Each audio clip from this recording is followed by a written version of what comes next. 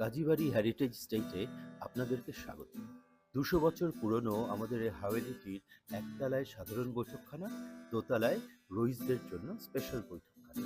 এই কামরাটি পূর্বে মুক্তোর ঝালর দিয়ে সাদা পর্দা, ফ্লোরময় ইরানি শতরঞ্জ বা কার্পেট এবং কুশন চেয়ার, সোফা ইত্যাদি দিয়ে সাজানো থাকত।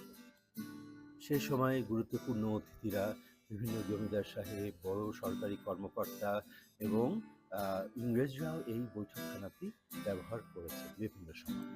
ইংরেজ ও সম্ভ্রান্তদের ব্যবহার করার জন্য এই বৈঠকখানাটির পশ্চিম দিকে একটি রোমান টয়লেট বা দোতলা বাথরুম বা শৌচাগার ছিল। তবে 1892 সালের দিকে কাজী আব্দুর রউফ সাহেব মুসলিম জাজ হিসাবে থাকায় তখন মসজিদের এজলাস ছাড়াও রইসদের জন্য বিশেষ বিশেষ ক্ষেত্রে এই দোতলার বৈঠকখানাটি এজলাস হিসেবে ব্যবহৃত হয়েছে।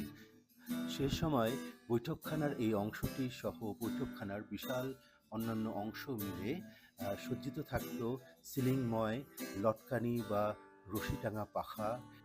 আরও ছিল মোমবাতির ঝাড়বাতি এবং ওয়ালে মোমবাতির খোপ এবং অরেঞ্জিক ডিজাইনের ফুল পাতা দিয়ে দেয়ালময় নকশা। আপনাদেরও দাওয়াত থাকলো কাজীবাড়িতে ইতিহাসের স্মৃতিচারণ।